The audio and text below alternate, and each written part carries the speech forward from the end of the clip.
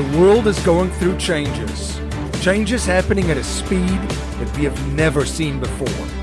This is leading to disruption, chaos, panic, fear, hysteria, and a turbulent economy and marketplace.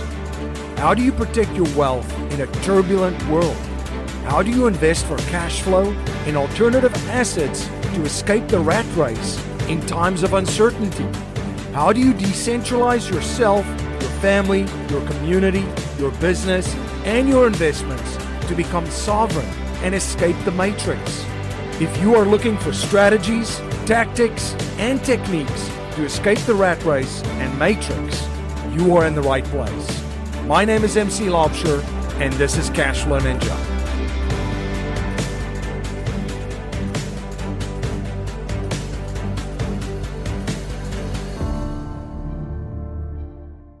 This is Cashflow Ninja. I am MC Laubscher. Thank you so much for joining me for another episode and spending your most valuable resource, your time, once again with me. Everything Cashflow Ninja is at cashflowninja.com. If you are a regular listener or a new listener, here are 5 ways I can help you right now. You could go to cashflowninja.com and listen to all of my podcasts. I've recorded over 1,000 podcasts with the best minds in business and investing. You can download all of my books in which I share the best alternative asset investment niches. You can watch our free trainings on infinite banking, Midas banking, Bitcoin life insurance, strategic metals, and more. You can subscribe to my weekly newsletter, which is free, The Wealth Dojo, in which I share the best insights on alternative wealth strategies and alternative asset investing you will find anywhere. And finally, you can join our community, The Wealth Dojo, and get access to the best training, strategy, and community in the alternative wealth strategy and alternative asset investing space, period. I've got a fantastic show for you today. I'm joined by Steve Hoffman, also known as Captain Hoff, and he's going to talk more about robotics and what is happening in the world of artificial intelligence, AI, and robotics. Captain Hoff, great to have you back on the show. Great to see you. Great to see you. I'm glad to be back. Absolutely. We've had some fantastic conversations. One that stands out that we got a lot of great feedback on was that about artificial intelligence, AI, which is rocking the world right now. And most people are probably not even familiar with it or know that it's rocking the world, but it is. And they're interacting with it daily, unbeknownst to them. Another aspect that I find fascinating that I wanted to discuss with you today is that of robotics. So could you share a little bit of what robotics is and what's going on with robotics? So robotics today is called embodied AI. And what that means is you have a mechanical machine that contains AI, because a robot without AI is a pretty dumb robot. So we've had robots without AI, and they do one thing well. They do the same thing over and over and over, but that's not very interesting. So what we're seeing now are robots that can do they're multi-purpose robots. They can do all sorts of tasks for you, and they can do this because of the advances in AI. Wow. I've seen videos now of robots packing up boxes in an Amazon, warehouse. I believe they were testing that. I've seen these police dog-looking robots. So who are the players in this space, and what are some of the developments? I just threw out what I've seen lately, and that means there's a whole lot more than that. Please share a little bit more about who the players are and some of the developments. Where are we at with robotics? So Boston Dynamics was the early pioneer in the robotics space that we know of today. There are companies before Boston Dynamics, but really in the multi-purpose robots. And they started with those robo-dogs, those cool-looking dogs that you could knock over and they'd get back on their feet. They could go over rough terrain. And they have been selling those to police forces. So those dogs can actually enter a dangerous zone, let's say a house or a drug den, ahead of the police officers. And you don't have to worry because it's a robo dog. It can get shot and still survive. They can repair it. They are also being used for different tasks in like factories and places like that. So these robo dogs are really interesting. A number of companies are now manufacturing them. In fact, there are a lot of companies in China that are producing similar robo dogs at a lower cost. So Boston Dynamics has to keep innovating to justify a higher price. And what the big news, and the reason I call this the year of the robots, is because we now have humanoid robots. So this is the first time in our history that humanoid robots are really viable. And the reason for that is because there are two trends that are meeting right now. One is the trend of improved robotics. We're actually learning how to design more nimble robots, robots that are lighter weight, robots that the battery, they can last long enough to be useful, robots that can have hands and appendages that grasp things in a way that's useful, and the advance of generative artificial intelligence. And generative artificial intelligence, as we all know with ChatGPT, can actually allow you to communicate with robots. So we've seen this huge breakthrough of robots that you can communicate with. And then at the same time in AI, there's AI vision. So robots can actually now navigate spaces, figure out where they are, avoid objects, grasp objects, identify objects, all sorts of things. So you're combining this generative AI with vision AI and other technologies, all converging to make it the year of the robot.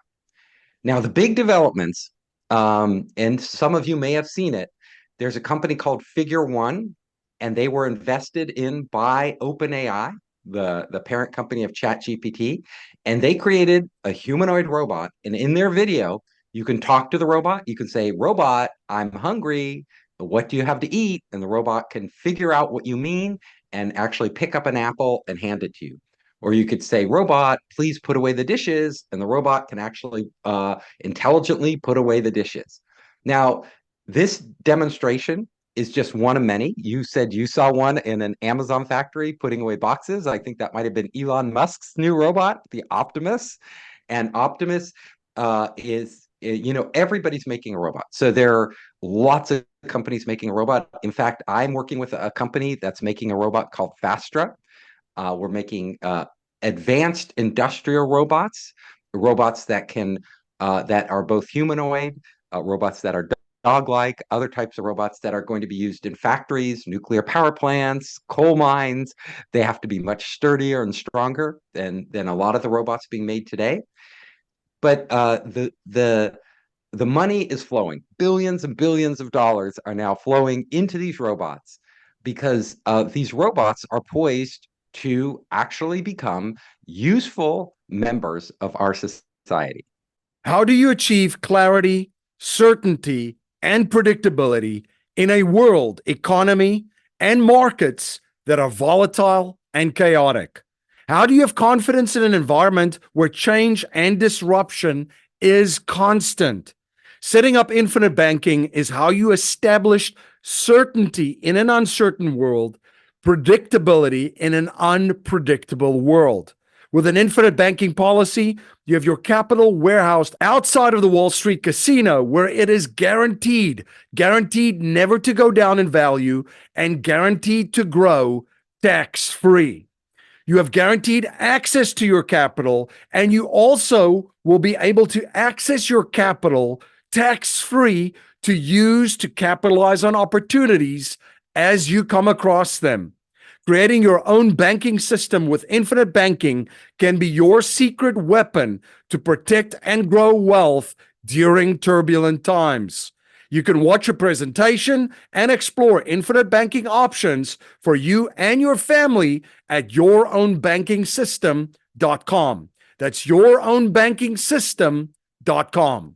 It's mind-blowing for real to hear you share the developments, because just looking at AI, And what's going on with AI. I mean, how many of the jobs that we all have just got accustomed to, and that we all have just kind of embraced as part of everyday life, AI will just replace and has replaced already. I don't think the majority of people see this coming. The power of that, and now you add this robot element to it with AI. And then, because I would think this way. Well, AI, it's online. You still need humans to perform certain physical things, and then here comes the robot now taking care of that. Where if you need to get physical things done, the robots are going to be able to do that. It's a very, very interesting I mean, trend. And what are you seeing with regards to the jobs that this is going to replace? Nobody knows for sure. These things are very hard to predict. In the past, when new technologies emerged, they ended up creating more jobs than they took away. They made the economy wealthier.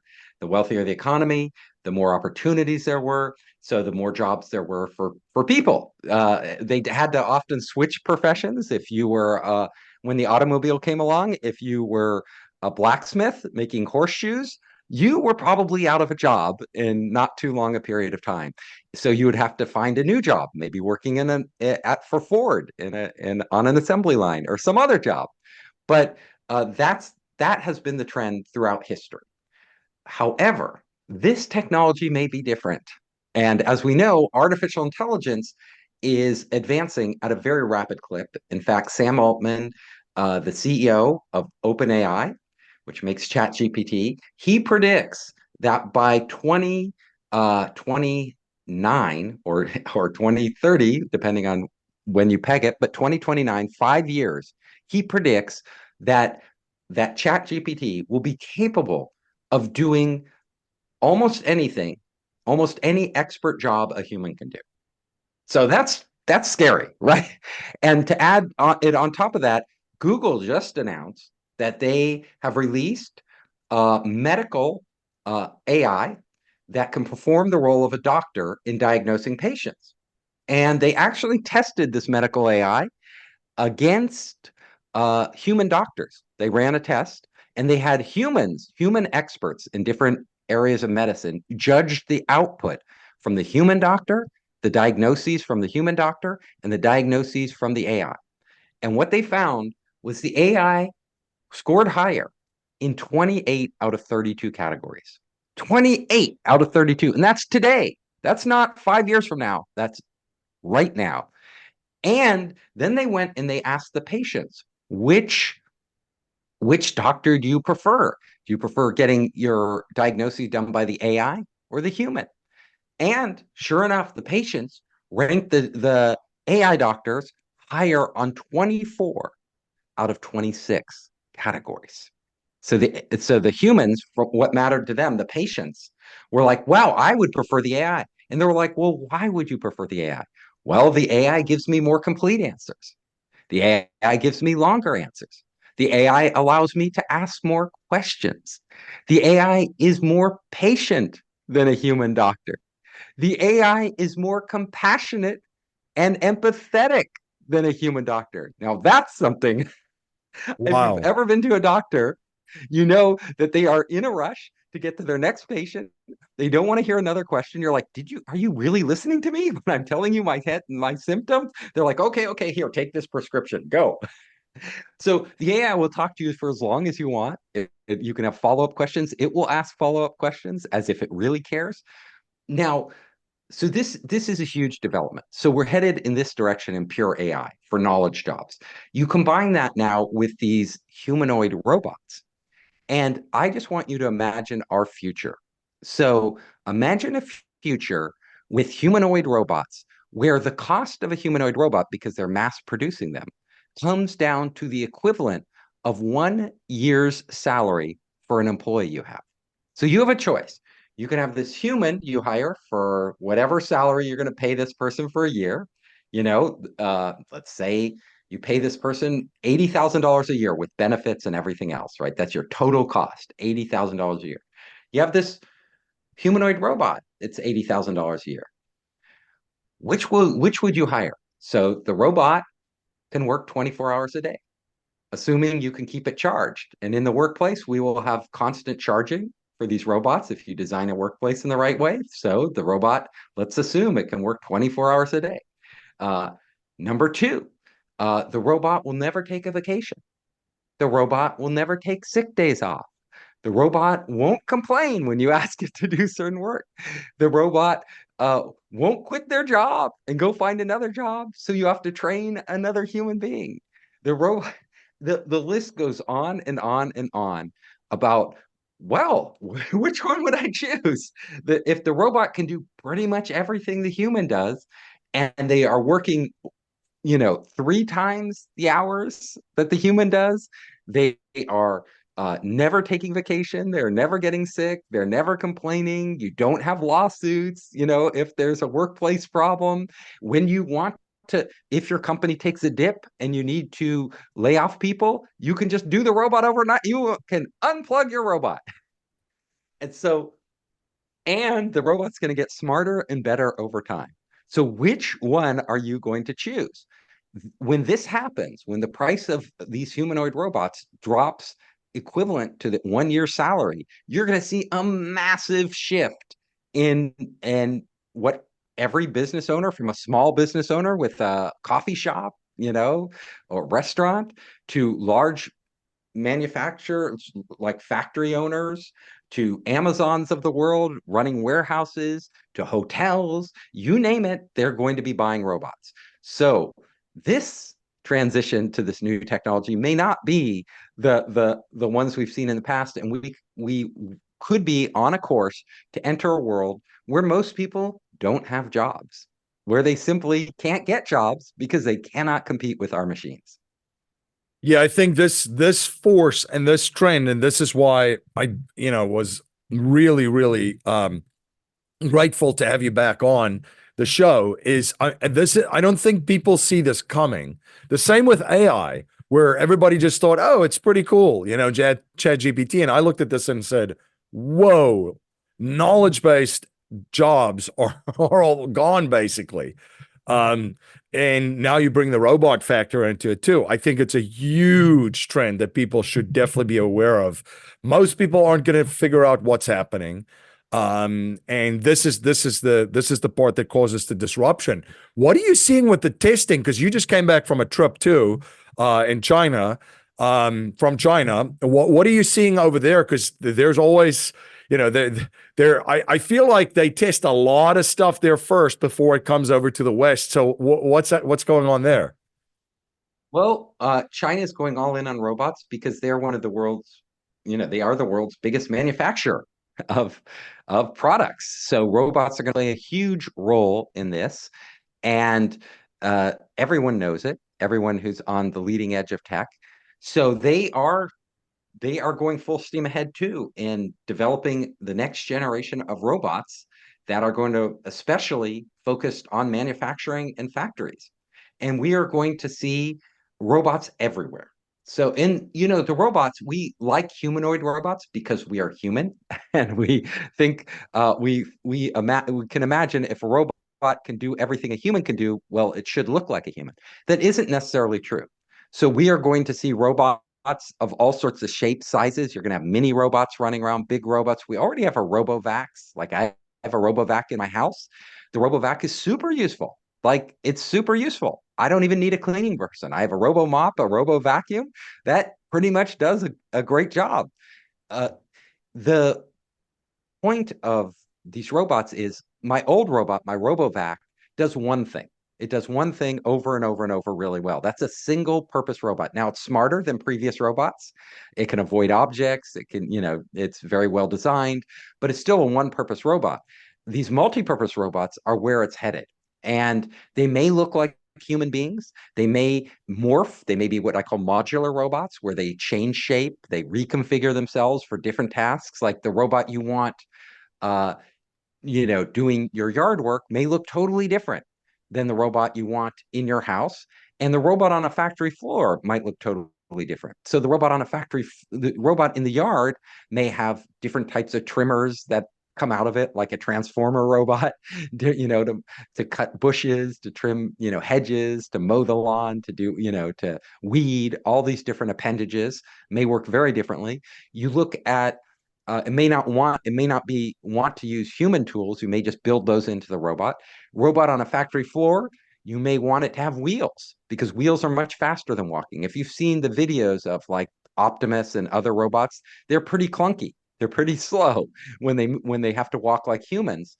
They'll get faster, but having a robot with wheels is always going to be faster. It's just a better way to zoom around, especially if you don't have to go upstairs and things like that. Robots may have wheels that pop out when they're on a flat surface, and then the wheels pop back in when they have to go upstairs. If human beings could do that, we would do that, but we didn't evolve that way. So there are a lot of advantages to being a robot in the future we're entered into. I also just want to reiterate this point. This is what's happening now, today. Yes, this isn't science fiction. These products are being developed today, and billions of dollars are flowing into them because the opportunity is so huge. You can imagine how much money these robot companies can make once the transition starts.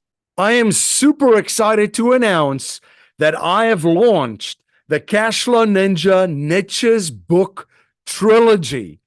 3 books, the 21 best cash flow niches, the 21 most unique cash flow niches, and the 21 best cash growth niches. In the 3 books, I feature a total of 66 different alternative asset investment niches. You know what's the best part? I'm giving it all away for free. When you go to cashflowninja.com, you can download the 21 best cash flow niches, the 21 most unique cash flow niches, and the 21 best cash growth niches in digital and audio format for free. If you're like me and you like physical books, you can buy all 3 books on Amazon. Just go to cashflowninja.com/Amazon and it'll take you to all 3 books. I want to thank every single listener from the bottom of my heart for riding along on this journey with me since 2016. It's unbelievable. What are you seeing with regards to military technology? Actually, the consumer side, or the business to business side, is ahead of the military in a lot of respects. And it has been for a while, even with drones. You know, personal drones were ahead of the military drones, and then the military drones serve a different function, right? They're these big drones that are designed to kill, right? To fly and to kill.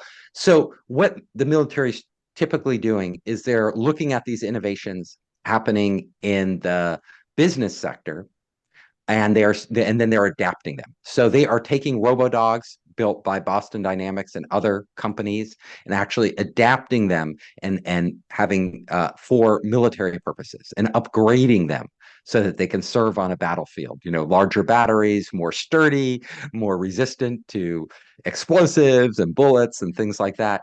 So what we're going to see is the military will be taking these humanoid robots. And the reason is because on the business side, you can mass produce these things and you have a lot of experimentation going on. So they're just racing ahead of the military, and it's a huge opportunity. So lots of money is flowing in. So what the military will be doing is taking all these innovations in the business sector and then applying them to military goals. And it's scary because what we're going to be seeing in the future, we're already seeing it with drones, how deadly they are and how effective they are on the battlefield. That this technology is just advancing so quickly that we're going to have Terminator-like robots entering our military in the very near future. And, with our drones, right now we have a human in the loop. For most of the drones out there in the battlefield, humans are deciding whether to pull the final trigger and kill other humans. However, that's not going to work in the future, because if you have a human in the loop making the final decision, it's going to be too slow, because other robots that are going against your robots may not have a human in the loop. And if they don't, they will always win because people are too slow. Like even if we take 2 seconds to make a decision, 2 seconds is an eternity in the time of a microprocessor. It could have shot you down by then, right? So Yep. these decisions will have to be made in nanoseconds, not human seconds. Yep. And the fastest, most nimble, most intelligent robots will win. So the military is going to be incorporating all the advances in AI that we've talked about and more, and all the advances in robotics into their military their military arsenal. And we're going to be entering a world that looks like our science fiction movies, where these robots will be designed to go on the battlefield, hunt down people and other robots and tanks and whatever artillery, and destroy them. And we will have all shapes and sizes and of robots. We'll have from tiny robots, to very, very large, huge robots. It's going to be one of these science fiction movies that we never wanted to see come to life.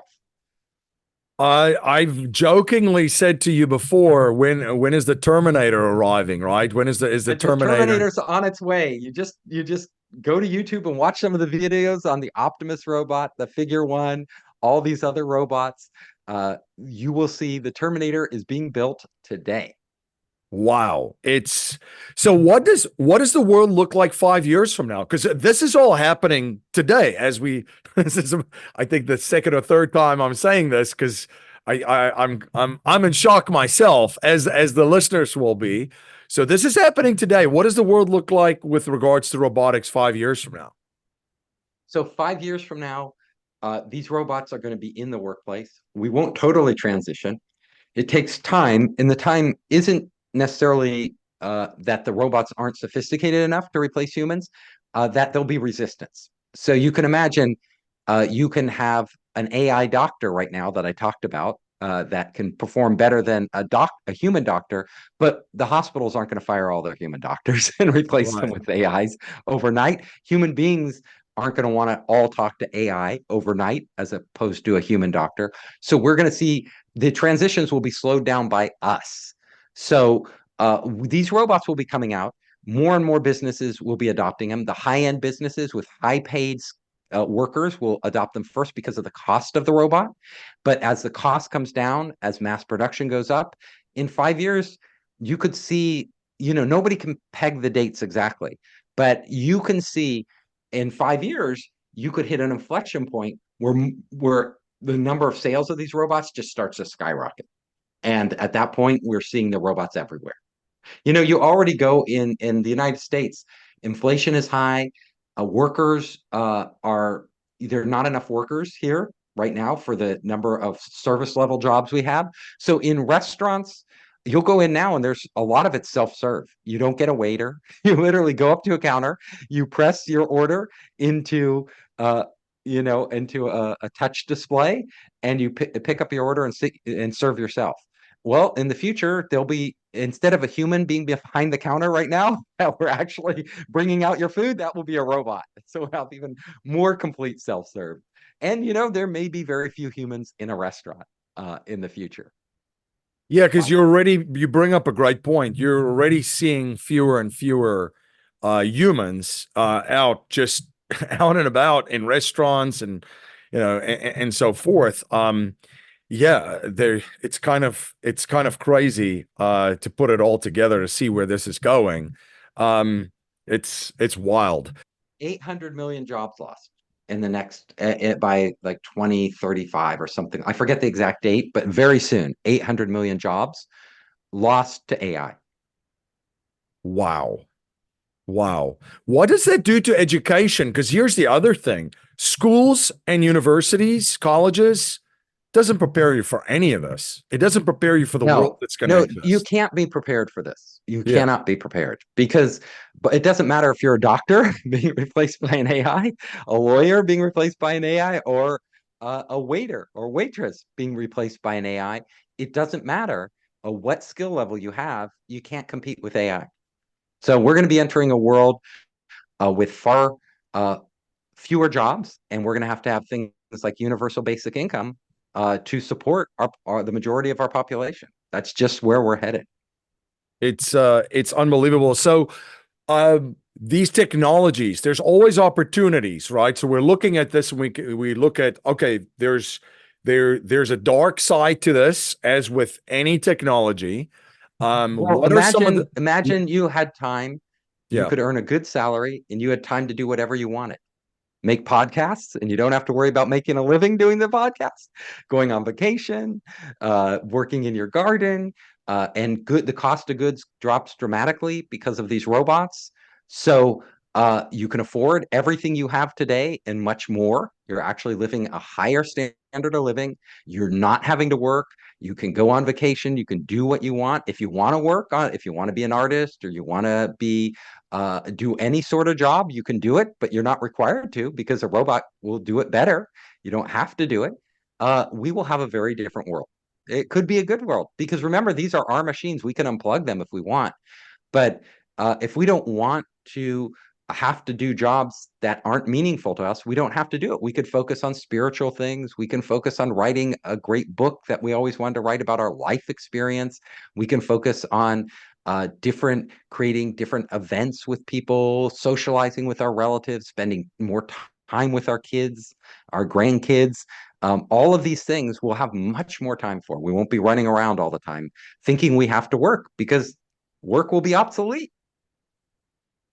From an investor standpoint, and this is right in your wheelhouse of investing in all these companies, what are some of the things that investors need to look for when they're exploring opportunities to invest in robotics? So as an investor, you should be investing in the latest technologies, because literally these technologies are going to be great investments. Imagine when everybody's using them. So if you're looking to invest, I always say a single rule: best of breed. Invest, even if the valuations are much higher, invest in the very best companies in every sector. So in all elements of the robots, from the software and the AI through to the hardware, do your research, find out the companies that are leading the market in the technology, and put your money into them. Those are going to be far better investments than everything else.